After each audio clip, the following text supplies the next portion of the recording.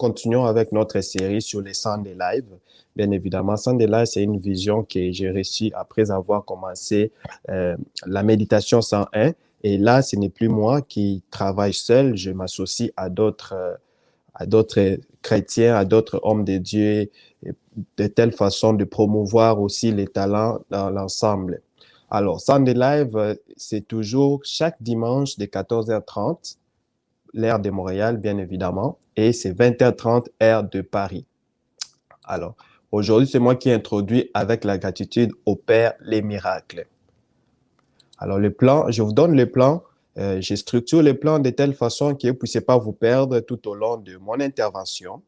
Donc, je vais introduire sur la gratitude, je vais expliquer quelques définitions et quelques pensées aussi de gens qui sont des renommés, des scientifiques qui ont fait des recherches là-dessus sur la gratitude.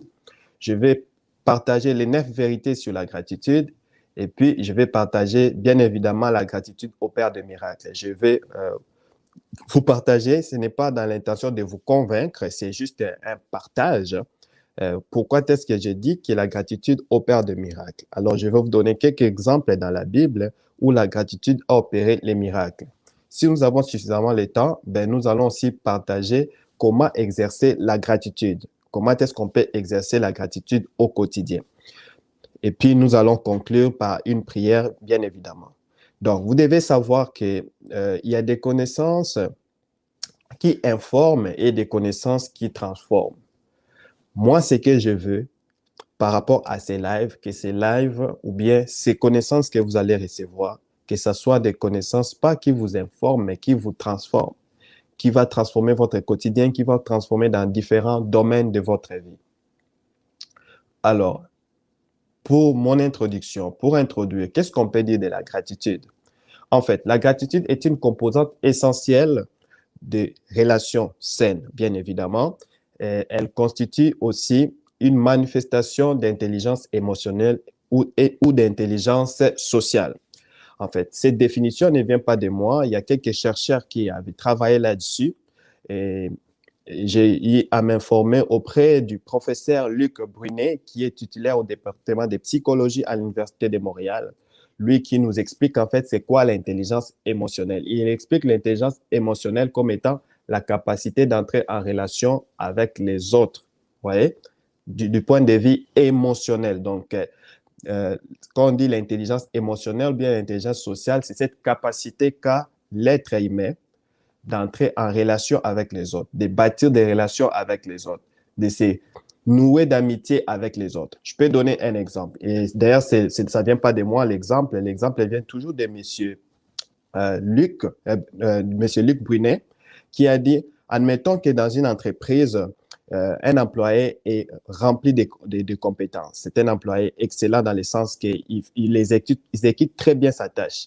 Mais si cet employé-là n'est pas capable de travailler avec les autres, cela veut dire qu'il a un problème de l'intelligence émotionnelle, c'est-à-dire qu'il est pour les autres une source de conflit ou carrément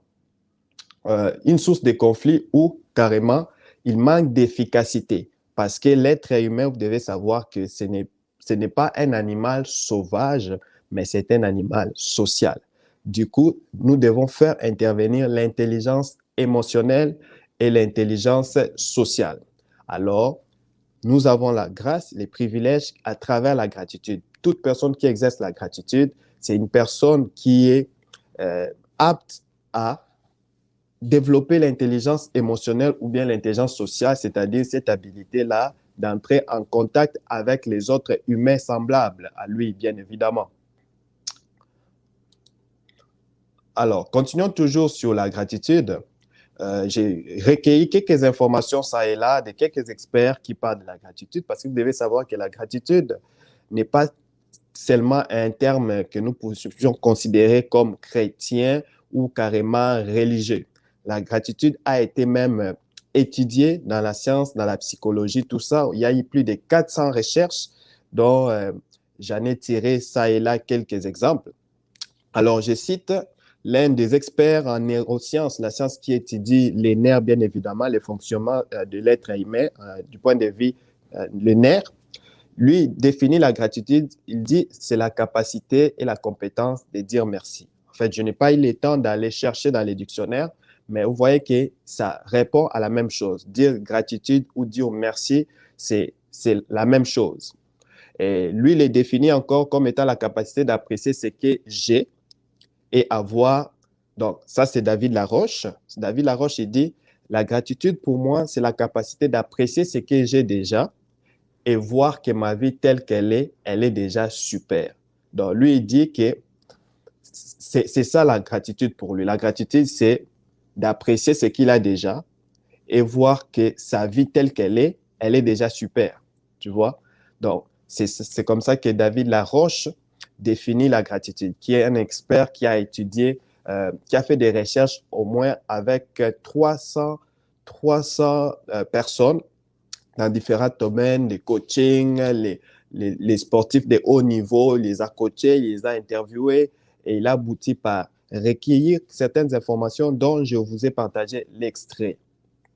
Voilà. Donc, la gratitude, vous allez voir que la gratitude est mondiale, bien que les termes puissent changer, mais la gratitude, c'est une loi universelle. Quand on parle d'une loi universelle, c'est-à-dire une loi qui s'applique partout et par n'importe qui. La gratitude, je la compare avec la loi de la sémence et de la moisson.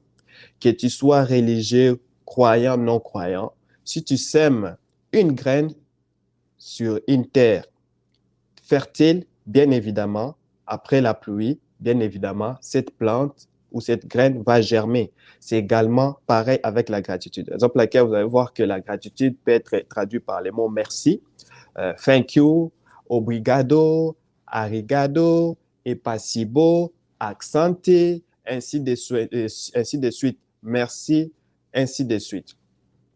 Alors,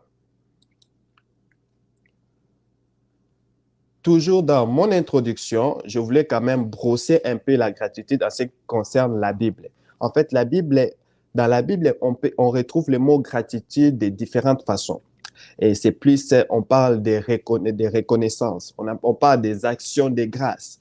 Donc, vous allez trouver le mot gratitude dans différentes manières, reconnaissance, action de grâce, etc., etc. Alors, ici, j'illustre les petits passages bibliques. La Bible parle également de la gratitude comme étant la capacité qui permet de vivre dans le contentement et la suffisance matérielle. Donc, la gratitude, c'est cette capacité qui permet de vivre dans le contentement et la suffisance matérielle. C'est l'apôtre Paul qui nous explique cela quand il dit au Timothée, à la lettre 1 Timothée, chapitre 6, versets 6 à 8. J'ai juste illustré une partie où il dit, si donc nous avons de la nourriture et vêtements, cela nous suffira. Donc, c'est l'apôtre Paul qui a dit cette phrase-là.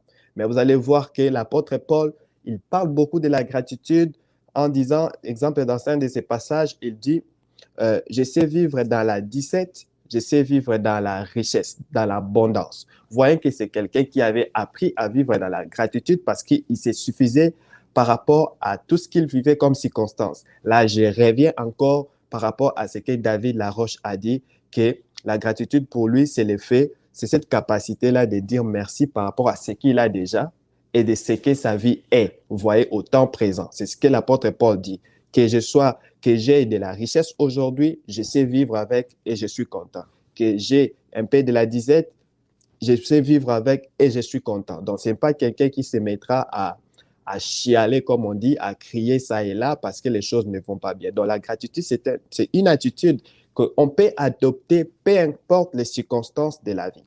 Qu'il pleuve ou qu'il neige, qu'il fasse beau, soleil, pas soleil. Donc, vous voyez que c'est comme ça que la Bible vraiment parle un peu de la gratitude. Nous allons les développer parce que n'oubliez pas, gardez en tête, notre sujet, c'est la gratitude opère des miracles.